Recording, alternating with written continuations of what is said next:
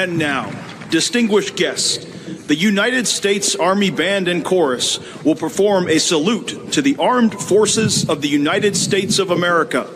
For our veterans in attendance, please stand, if able, when you hear your service song.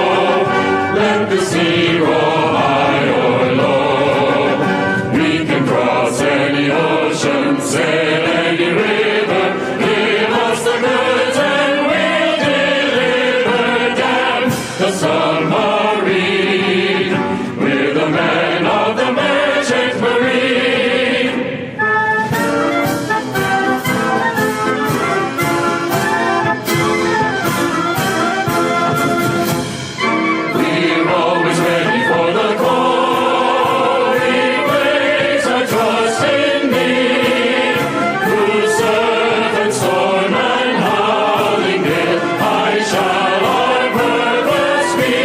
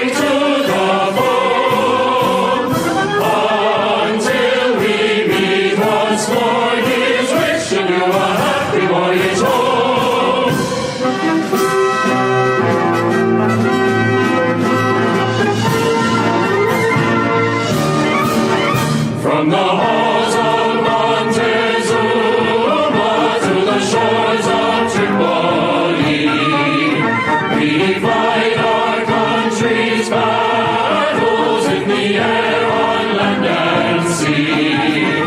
First to fight for right and freedom, and to keep our honor clean. We are proud to claim the title of United States Marine.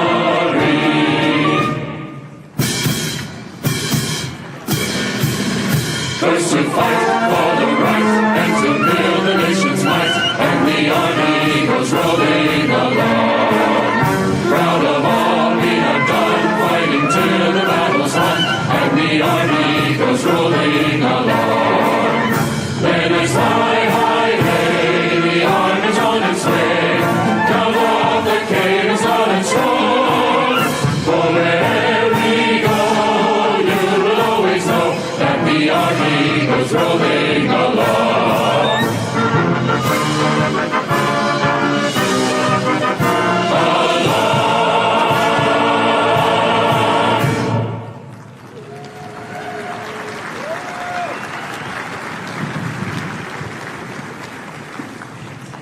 Please be seated. During the wreath-laying ceremony, you will hear the bugler playing taps. Protocol for the occasion is to stand, if able, and render honors by placing your right hand over your heart or rendering a hand salute. Thank you.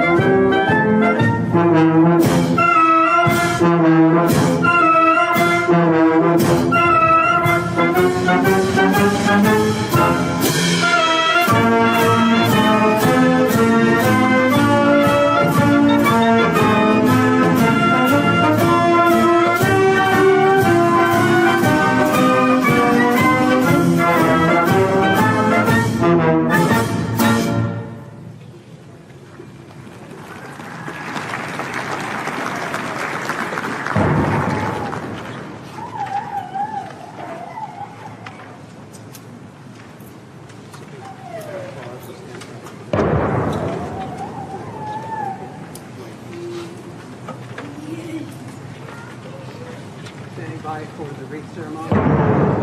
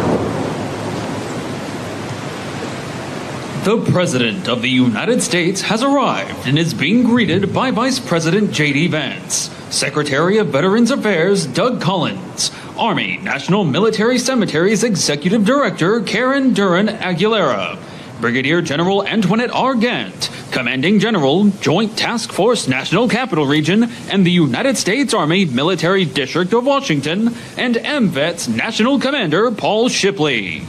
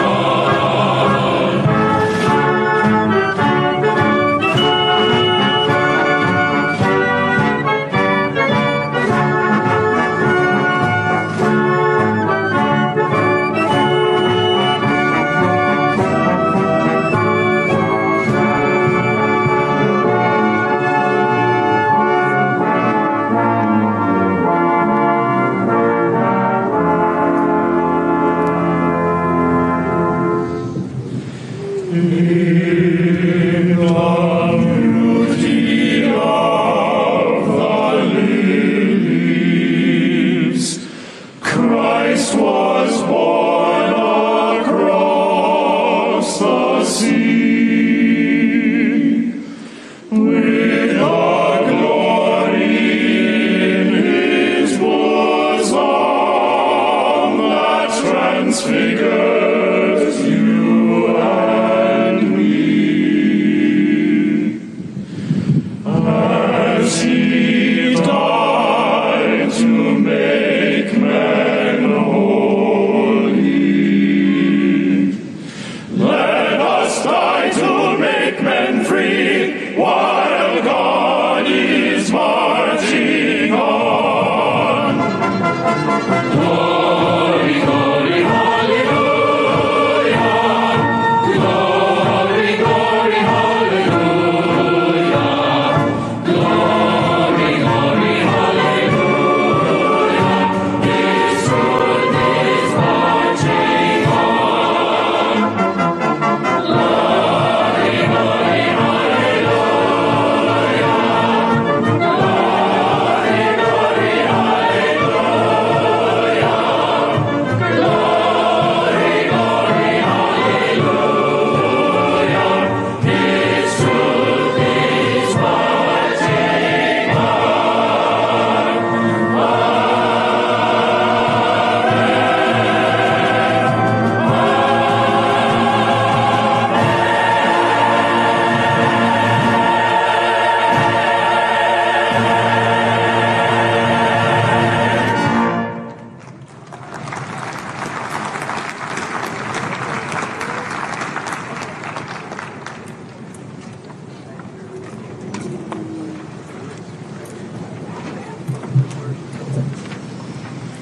Distinguished guests, it is now my distinct privilege to introduce the members of the Veterans Day National Committee.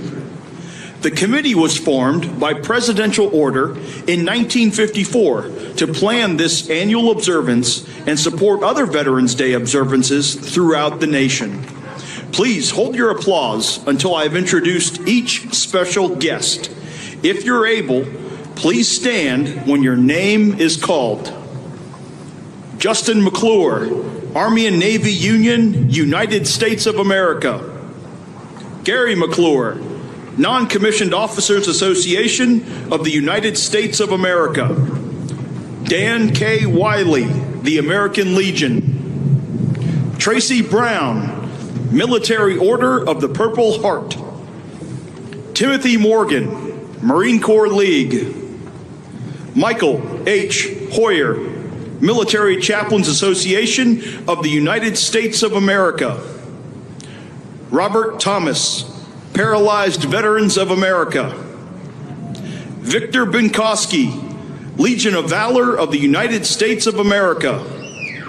David J. Worley, Military Order of the World Wars.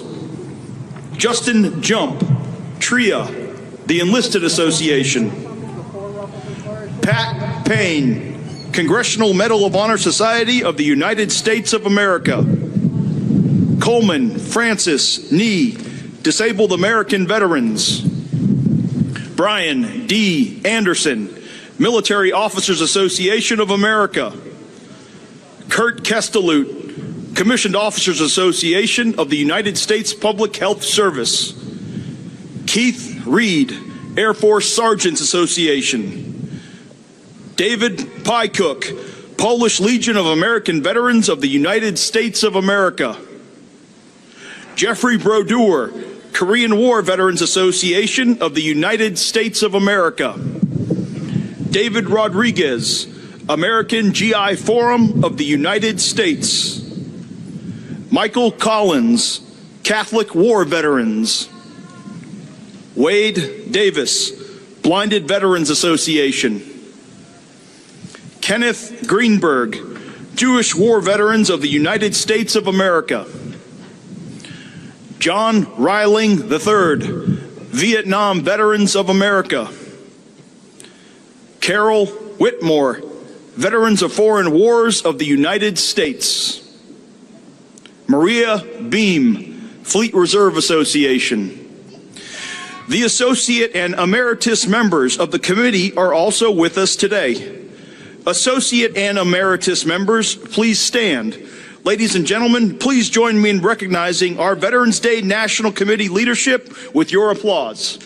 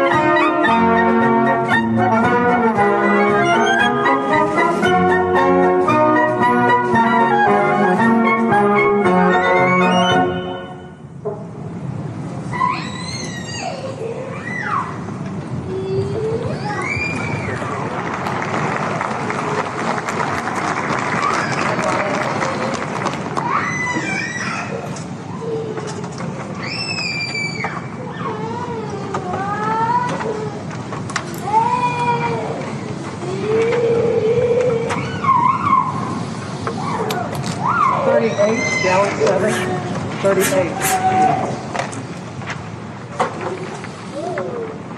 Watch for 7.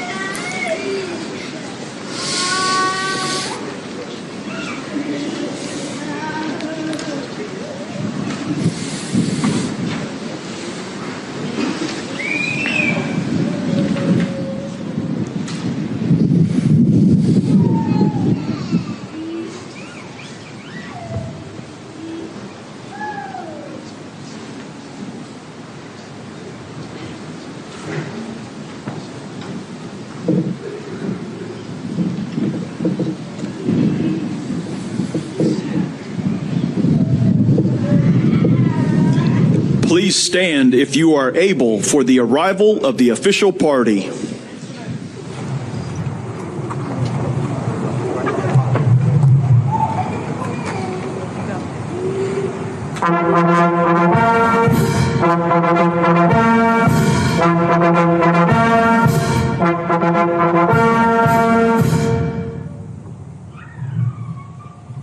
Distinguished guests, the President of the United States, accompanied by the Vice President.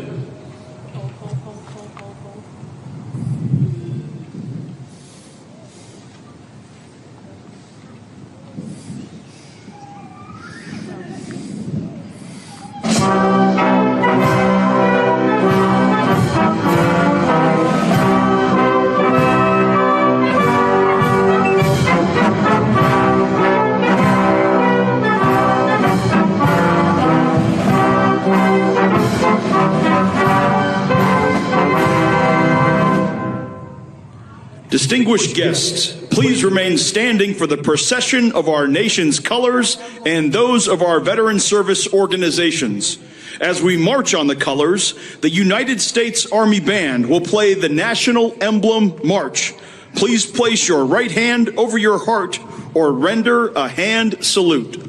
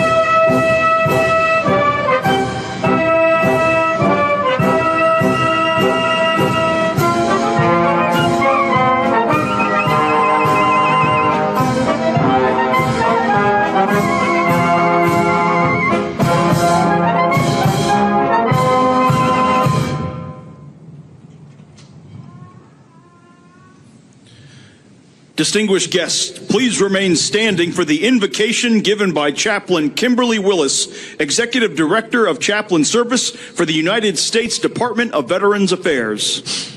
Good morning. Let us pray. Eternal and ever faithful God, on this sacred morning beneath the quiet majesty of these marble arches, we gather in this hallowed place to pay tribute, to reflect, and to recommit. We come before you as a grateful nation, mindful of those who have donned the uniform, answered the call, and stood in the breach on behalf of freedom. You who chart the course of every life, know each one who answered to the distant horizon, to the storm-tossed sea, to the far-off watch. You have seen the quiet courage and the visible sacrifice, the sleepless nights, the lonely return, the unspoken burdens. You have carried the tears of family, the prayers of caregivers, and the hope of a grateful people. We remember those who fell, whose names rest beneath these stones, silent sentinels of our nation's promise. We remember those who yet bear in body or spirit the cost of service. Grant them your healing, your strength, and your peace. And to families who waited, who worried, who bore the weight of absence, extend your sustaining grace, O Comforter. We give thanks for the Department of Veteran Affairs, who daily honor our nation's sacred trusts. And we bless the Veteran Service organizations whose devotion ensures that no veteran stands alone. In honor of those who served, renew our covenant to tend the garden of democracy with vigilance and care, to serve with humility, to lead with integrity, to walk together as one people under your guiding hand. Underpin our labors with hope, our words with true, our action with compassion. Let freedom ring not only on the battlefield, but in the everyday lives of your people. God bless the United States of America, that we may be true to the promise entrusted to us, vigilant in peace, resolute in service, defender of justice, and steadfast in gratitude. It is in your holy name we pray. Amen. Be seated. I am honored to introduce the 2025 National Veterans Day Observance co-host organization, the American Veterans, better known as AMVETS. The organization began in 1944 when 18 World War II veterans met in Kansas City, Missouri to form the American Veterans of World War II. Just 3 years later, President Harry S. Truman signed Public Law 216, making AMVETS the first World War II veterans group chartered by Congress. Over the decades, its charter expanded to include those who served in every era from World War II to today, including members of the National Guard and Reserves.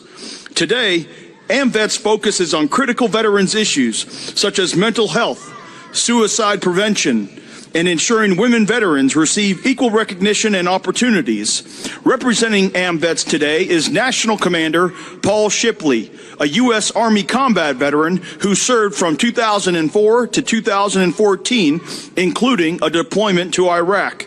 Commander Shipley is the first post-9/11 veteran and one of the youngest leaders in AMVETS' 80-year history.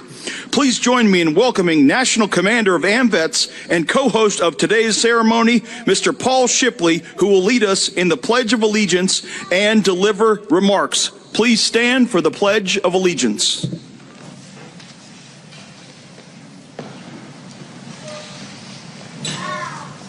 I pledge allegiance to the flag of the United States of America and to the republic for which it stands, one nation, under God, indivisible, with liberty and justice for all.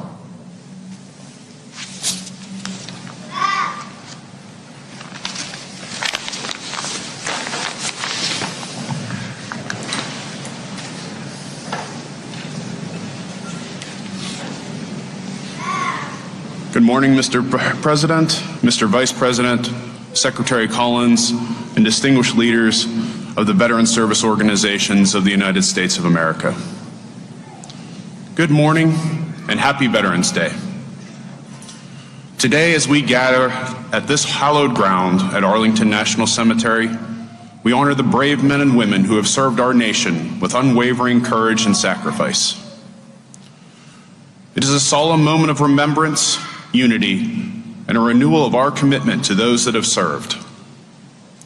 Today is also a special celebration of all who put their lives on the line for the United States of America.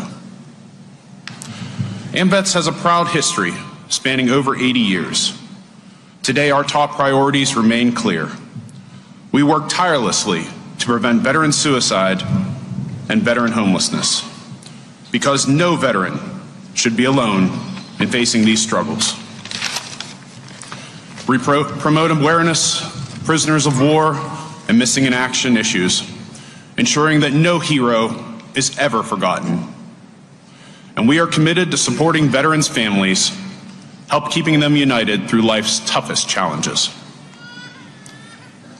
As the host of this year's Veterans Day National Committee, AMVETS is honored to participate alongside dedicated Department of Veteran Affairs staff and our fellow veteran service organizations. Together, we organize this event to honor our fallen and to reaffirm our duty to those who have served. In the spirit of veterans serving veterans, I challenge each of us, whether here today or watching from home, to find ways to support our veterans, whether through a simple act of kindness, volunteering, or advocating for policies that make a difference. Your efforts matter.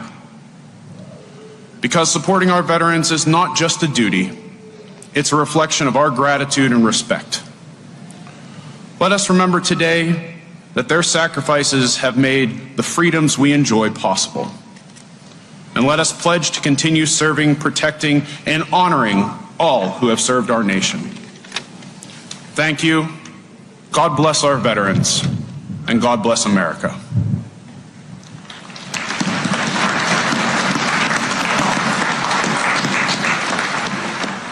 It is now my humble honor to introduce the 12th Secretary of the Department of Veterans Affairs. Secretary Doug Collins is an accomplished attorney with more than a decade of legislative experience representing the people of Georgia in the state legislature and later the U.S. House of Representatives. As a U.S. Air Force Reserve chaplain, Secretary Collins has ministered to our country's military since 2002. He completed a 2008 and 2009 deployment to Iraq while stationed at Balad Air Base. Collins remains a colonel in the United States Air Force Reserve, and he previously served in the U.S. Navy Reserve. Please join me in warmly welcoming VA Secretary Doug Collins.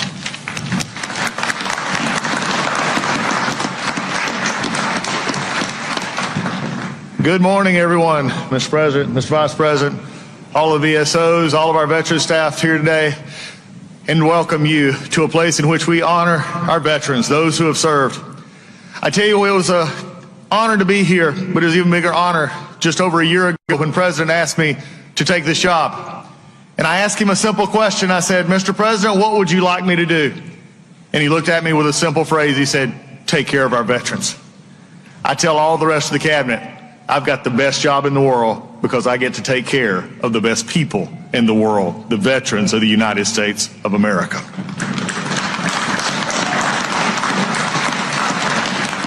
And this president is firmly committed to making sure this happens. The VA is a different place today than it was just 9 months ago. 9 months ago, there was more of an inner reflection. Now it is an outer reflection. The only thing that matters at the VA is that the veteran comes first. All we do is not about a bureaucracy or where we're from. It's about the veteran who walks through our door. Without the veteran, we have no job. The VA now understands that we do nothing else except take care of the veteran and do things for them. And under that direction from the President, we have lowered backlogs. We have increased wait times. And yes, Mr. President, we get them to community when they want to go to the community to see those doctors. And that's all just in the first 9 months. But the best part of this is that there is something to understand.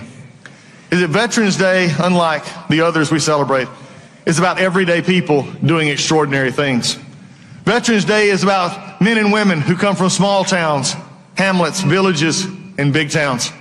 And they make a decision in their life to raise their right hand and say, I'm committing to something bigger than myself. I am stepping forward where many will not. I am raising my right hand and committing myself to service to a country, as I said just the other day, to make and ensure that our military is the biggest and baddest in the world. Our veterans make that possible.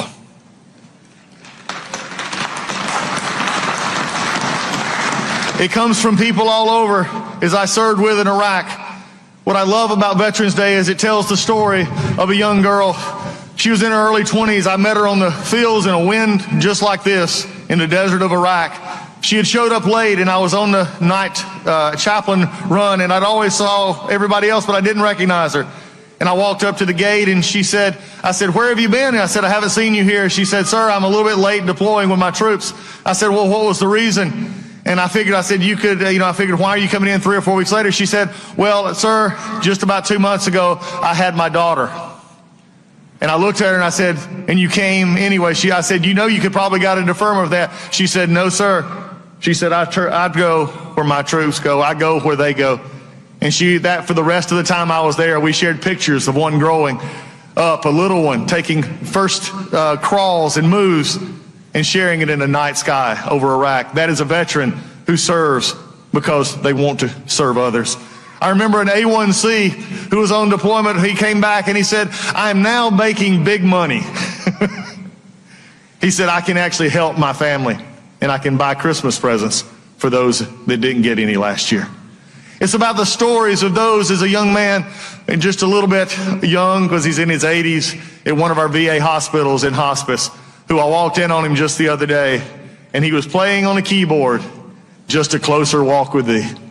Veterans Day is about veterans that were not special necessarily when they came up, but they saw a vision and a calling, and they said, I want to be a part of our armed services.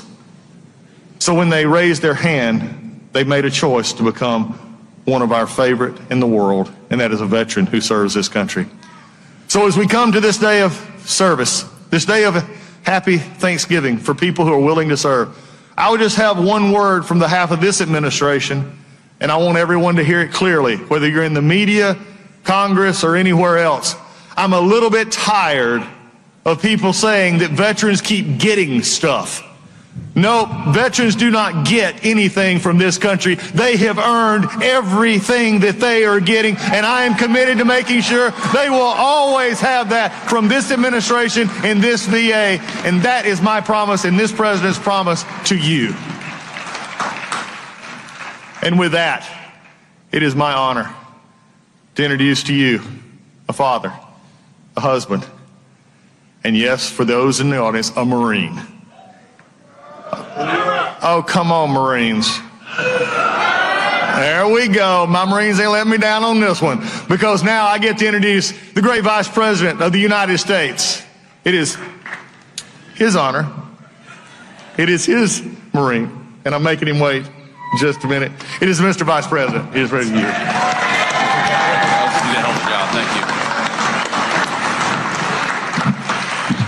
Well, thank you, Doug. You're doing a great job at the VA, and I want to say just a couple of things. I've learned a couple of things from working so closely with the President of the United States. The first thing is that he loves our nation's veterans and has committed our nation's administration to putting our veterans first every single day. And the second thing I've learned about the President of the United States is that he really hates when somebody who's speaking before him goes on for too long. And so with that in mind, I have prepared a very brief and very inspiring 1 hour and 45-minute speech on this beautiful Veterans Day out here in the cold. But let me just give 3 very brief messages. First, to our nation's veterans, thank you. Thank you for serving and sacrificing. We've all got so many good stories of people that we served with over the years. During my 4 years of the Marine Corps, I met the very best of America. People who are willing to put on a uniform and risk their lives for their entire country. Just yesterday morning, I met people who lost limbs, who lost very, very important family members, who lost their psychological health, going out there and serving the United States of America. So whether you gave a little bit or whether you gave a lot, every single person who put on the uniform of this nation deserves our gratitude on this day especially, but every day. And so from the Vice President and the entire administration to our nation's veterans, thank you for your service, thank you for your sacrifice, and thank you for making us proud every single day.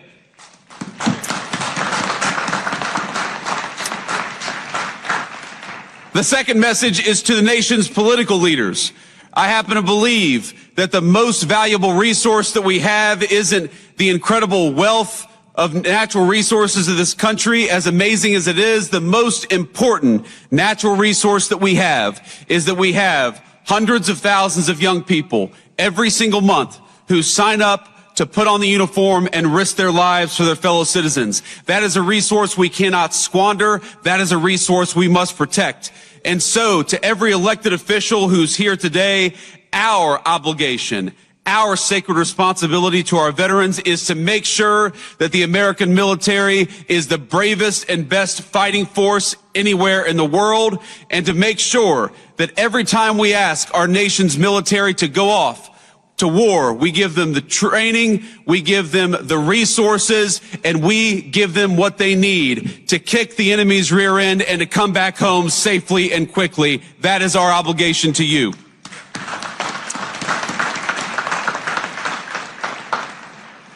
And my third and final message to the American people, I'm asked all the time how to best honor our veterans, and this day in particular gives you an opportunity, and it doesn't have to be difficult and it doesn't have to be complicated. If you find yourself at a restaurant this evening and you see somebody wearing a uniform, buy them a meal if you're able, or buy them a beer. If you see a veteran of our nation's armed forces, if you know somebody in your family, give them a call and say thank you. I heard already this morning from my mother-in-law who sent me a message early California time, and it touched my heart just knowing that we have loved ones who recognize our service, who care about it, and who care enough to go out and say thank you.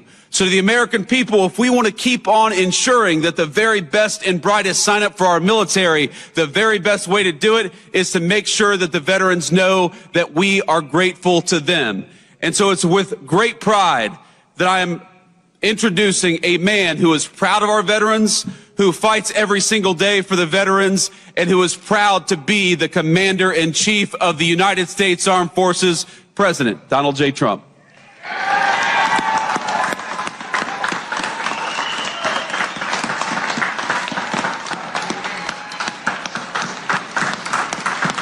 Thank you, J.D. Thank you very much to our great Vice President. That was a good decision I made. This morning on these hallowed grounds where generations of American heroes rest in eternal glory, we gather to fulfill the sacred duty of every free man and woman.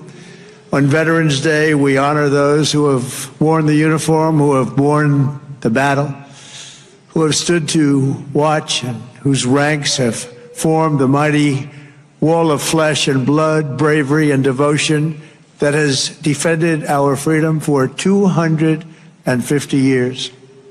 Today, to every veteran, we love our veterans, we say the words too often left unsaid. Thank you for your service. Thank you very much.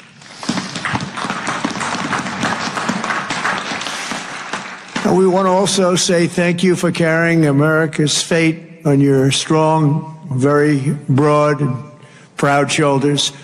Each of you has earned the respect and the gratitude of our entire nation.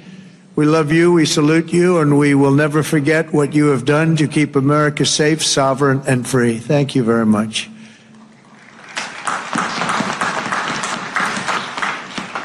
And we're also honored to be joined by a great man. He will go down as a great man someday. Speaker Mike Johnson. Speaker. Wherever you may be, Speaker. We love you, Speaker. There he is, right there. Good. Got a good location. He always gets a good location. And congratulations to you and to John and to everybody on a very big victory. We're opening up our country. Should have never been closed. Should have never been closed. I want to thank Secretary Doug Collins, who's outstanding, just done a fantastic job for the veterans. We have a 92% approval rating. We took that up from 38% from a certain previous administration that we won't mention. Also, Secretary of War, we like the sound of that better than the other. Secretary Pete Hegseth. Pete, thank you very much. Thank you, Pete. Great job. Our great Attorney General, Pam Bondi. Pam, thank you very much. Thank you. Secretary Doug Burgum. Doug, thank you. Thank you very much for being here, Doug. The #1 energy person anywhere in the world, acknowledged. I was amazed that he took the job, and he did it without hesitation. What he gave up, what Doug gave up, what all of them gave up, nobody would ever know, but Secretary Chris Wright, #1 anywhere in the world, acknowledged. And drill, baby, drill, Chris, right? Drill, baby, drill. The energy prices are way down, and they're going further. Secretary Linda McMahon, education, moving education back to the states, Linda, right? Getting it back to the states where it belongs. Secretary Laurie Chavez DeReamer, thank you, Laurie, very much. Director Russ Vogt, Director, thank you. What a good job he's doing, cutting, but fairly cutting. Director Tulsi Gabbard, thank you, Director. Ambassador Jameson Greer, what a job he's done. We've taken in trillions of dollars in tariffs, and we want to keep it that way. It's been good for our country, I can tell you, including national security. General Dan Kane. General, thank you. He's a real general. And congratulations on wiping out the nuclear capability of Iran in about a matter of seconds once they got there. They traveled a total of 37 hours, but once they got there, they were very quick. And also to many other very distinguished guests. We have an amazing group of people. I'd like to name every one of you, but I think a lot of people would be upset. It's a little cold. The pages of American history are filled with the tales of titans, icons, innovators, and trailblazers who built this country into the greatest, most ambitious, and most prosperous nation the world has ever seen. And we brought it to new levels. I'll tell you, we were going in a direction for a period of time, but we've never been hotter than we are right now. This is the hottest country anywhere in the world. Yet every captain of industry, every pioneer of science, and every star whose brilliance has lit up the lights of Broadway all share one thing in common. They only had the chance to soar because the veterans had the courage to serve. They took care of those people. They took care of all the stars. The stars that you read about wouldn't be here without our veterans. Everything we have, everything our country has achieved has been purchased by the muscle, spine, and steel of the United States military. We owe it all to the fierce and noble men and women of the Army, the Navy, the Air Force, Space Force, Coast Guard, and the United States Marines. Here's a guy. Our service members, our own words, are the greatest possible tribute to their immortal valor. Shortly before the Battle of Bull Run, Major Sullivan Ballou of Rhode Island became a big name, didn't he? Wrote to his dear wife, Sarah. He said, "I know how great a debt we owe to those who went before us," he said. "And I'm willing, perfectly willing, darling, to lay down all my joys of this life to help maintain this government and to pay that debt." Just 1 week later, Major Ballou did just that. He gave his life to save our country. On the night before he jumped into the dark skies over Normandy on D-Day, Colonel Bull Wolverton knelt with his men in prayer. "Dear God," he said, "we ask only this, that if we die, we must die, and we as men would die without complaining, without pleading, and safe in the feeling that we have done our best for what we believed was right. We must do what is right." Colonel Wolverton, too, died for us so bravely in battle. Today we remember with overwhelming gratitude the more than 1 million American service members who have made the supreme sacrifice and laid down their lives for the good old USA. Generation after generation, America's warriors have left behind the comforts of home and family to face violence, evil, and death so that our families could know joy, goodness, and peace. We honor them so strongly. Our heroes have lived through unthinkable nightmares so we could live the American dream, and the American dream is coming back again, stronger than ever before, and you'll see that as the next few years evolve. They have volunteered to give their last breaths to all of us so that we could breathe free. And today we know without any doubt in our hearts that after 2.5 centuries, America stands tall because America's veterans stood so strong. And soon our country will be stronger than ever before. The American veteran has forged a legacy of gallantry and daring without parallel in human history. In September 2009, Army Captain William Swenson was driving through the Afghan mountains when his convoy was ambushed by over 60 Taliban insurgents. He and his comrades were pinned down for hours without artillery or air support. A fellow soldier was shot in the chest, and Captain Swenson crossed an open field to aid his brother in arms. People said, "Don't do it, Captain, don't do it." He did it. When the terrorists closed in around them and demanded their surrender, Captain Swenson threw a grenade at the enemy and rallied his men to break their advance.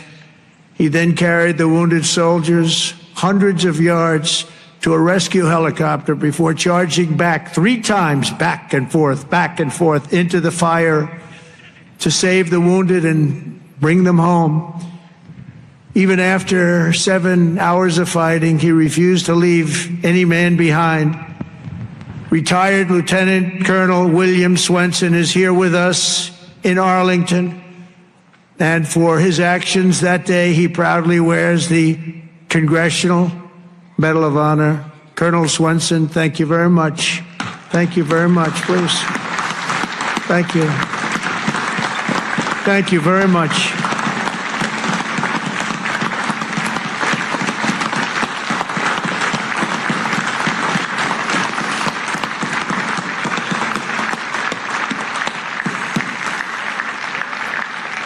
The ultimate honor. Thank you. Another person who shows the Medal of the American Veteran is Dale Stovall. As an Air Force helicopter pilot in Vietnam, Captain Stovall was assigned to rescue a downed American airman deep in hostile territory. Despite the extreme peril, Captain Stovall took off in his HH-53C helicopter and soon came under intense fire, forcing him to turn back. But the captain refused to abandon his mission. The next day, he willingly plunged back into the danger while taking fire from all directions. He didn't have a chance, he felt, but he said, "I got to do it." He rescued the downed American pilot who had been stranded on the ground for 23 days and brought him back home alive, completing the deepest rescue behind enemy lines in the entire Vietnam War. For this and 11 other harrowing rescues, he was a brave guy. Dale received the famous Air Force Cross and the Distinguished Flying Cross and 2 Silver Stars, making him the 4th most combat decorated Air Force Academy grad of all time. He retired as a brigadier general after 31 years of service. General Stovall, you are a legend. Please, thank you. General Stovall. Thank you very much. Thank you. You look good, General. You look, I wish I looked that good. You look good. Thank you very much, General. America's warriors never quit, never surrender. They fight, fight, fight, and they win, win, win. That's what we do. We win battles. As you know, today is not only Veterans Day, but it's my proclamation that we are now going to be saying and calling Victory Day for World War I. Victory Day. You know, I was recently at an event, and I saw France was celebrating Victory Day, but we didn't. And I saw France was celebrating another Victory Day for World War II, and other countries were celebrating. They were all celebrating. We're the one that won the wars. And I said, from now on, we're going to say Victory Day for World War I and World War II. And we could do for plenty of other wars, but we'll start with those two. Maybe someday somebody else will add a couple of more because we won a lot of good ones. But when I see other countries celebrating Victory Day, I watched it. I watched UK, I watched Russia. They were celebrating Victory Day, World War II. And I said, we got to have a Victory Day. Nobody even talked about it in our country. But from now on, we're going to be celebrating Victory Day for World War I, for World War II, and frankly, for everything else. Under the Trump administration, we're restoring the pride and the winning spirit of the United States military. That's why we have officially renamed the Department of Defense back to the original name, Department of War. And remember, we won World War I, we won World War II, we won everything in between, we won everything that came before. And then we brilliantly decided to change the name of this great thing that we all created together. And we became politically correct. We don't like being politically correct. So we're not going to be politically correct anymore. From now on, when we fight a war, we only fight for one reason, to win. We fight to win. But under my leadership, we're also fighting for the great veterans who have always been there for us, and especially when we needed them and needed them most. In 9 months, the Trump administration has cut the backlog of VA benefit claims in half. That's a big achievement, and Doug is going to get it down to zero.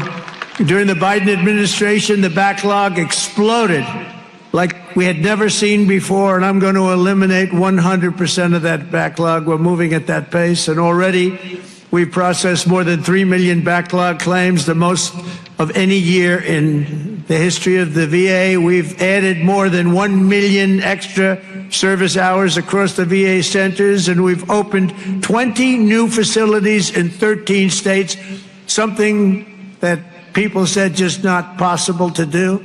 We also have brought back VA choice and VA accountability, taken away by the Biden administration, so that when you have to wait online, you go out and you get yourself a doctor. We pay for the doctor if you have to wait. And the other thing is we fired thousands of people who didn't take care of our great veterans.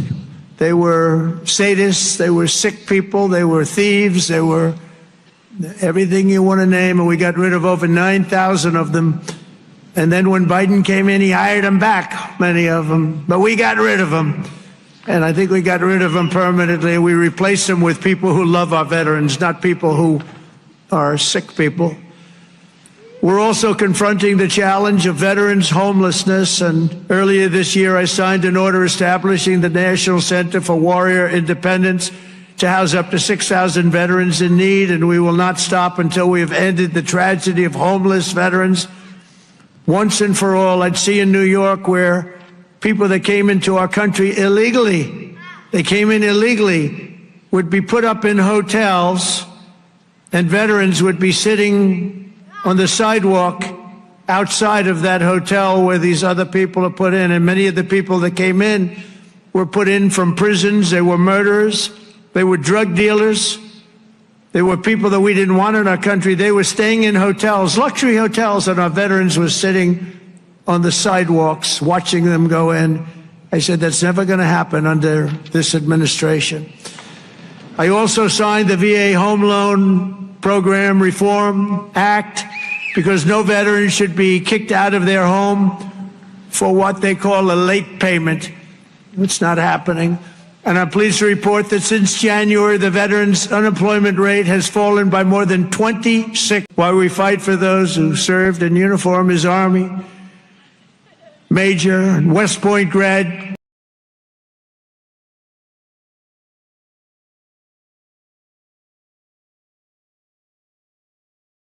Jonathan, wounded so badly wounded, they thought he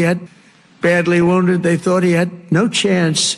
The injuries were so severe, the doctors gave him, everybody, they just looked, they all cried. They knew him, they loved him, and they were just crying. They said, no chance. He was resuscitated 3 separate times and he underwent 22 surgeries, but he refused to give up. He wanted to live. He loved his country. He loved his family. He wanted to live. He was going through hell. I visited Jonathan at Walter Reed in 2020, remembered so well, and today I'm delighted to say that Jonathan is not only alive, he is here with us, back on his feet, and living a great life alongside his beautiful wife, Samantha, and their 3 incredible children. Jonathan, Samantha, please, God bless you. God bless you. Thank you. Where are you? There he is. There he is. Beautiful. Thank you very much. Thank you. You're a tough guy. You're a tough one. Nobody could have gone through what you went through. He's doing good, isn't he, huh, Samantha? Thank you very much, both. And in conclusion, from the very beginning of our country, our great American flag has always been shielded and protected by a special caste of citizen who has stepped forward to safeguard liberty's cause. When danger came, when duty called, when Almighty God asked, who had the will and the strength to defend the land of the free, each and every American veteran stood up and said, here I am, send me, here I am. They've come from every corner of this nation, from the cornfields of Iowa to the hills and valleys of California, from the steel towns of Pennsylvania to the vast plains of Texas, from the banks of the mighty Mississippi to the 5 boroughs of New York City. With selfless commitment and unyielding conviction, they made themselves America's ramparts and became the shield between our homeland and those who would do us harm. With everything they had, they did one thing above all else. They put America first.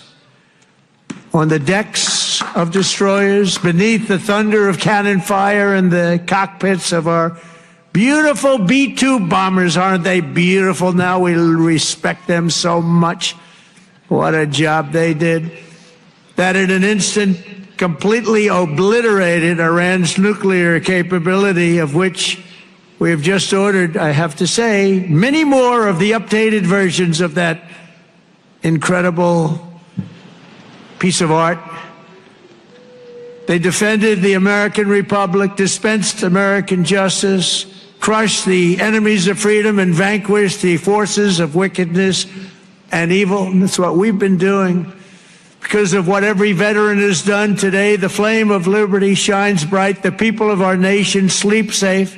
The American dream surges forward, and our magnificent destiny stands more splendid and glorious than ever before. So I want to say thank you once again to every American veteran. You are very, very special people and always in our heart. And thank you very much, and God bless you, and God bless the United States of America. Thank you very much. Thank you, everybody. Thank you very much.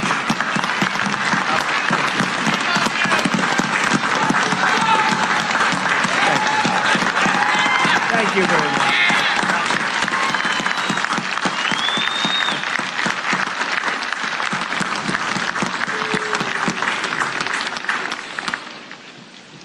Distinguished guests, please stand and join the United States Army Band and Chorus in singing God Bless America, and remain standing as we retire the colors. Please place your right hand over your heart or render a hand salute.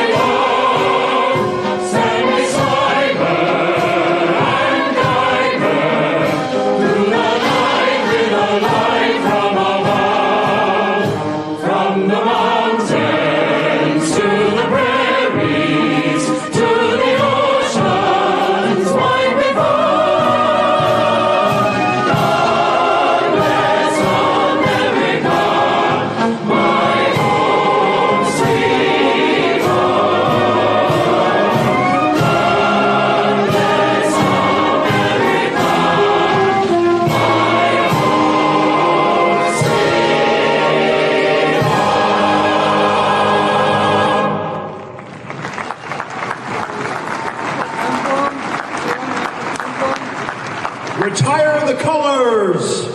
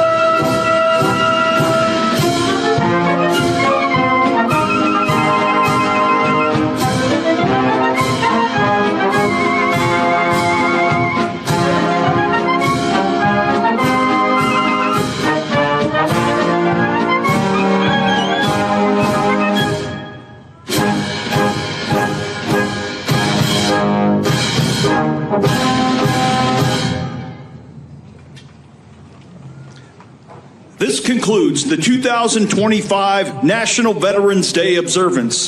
Please remain at your seats for the departure of the official party. Thank you for joining us today to celebrate and honor all who served. Love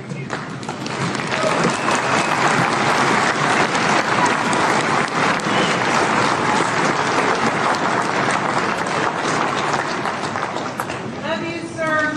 California. Jersey loves you, Trump. Love you, Philadelphia.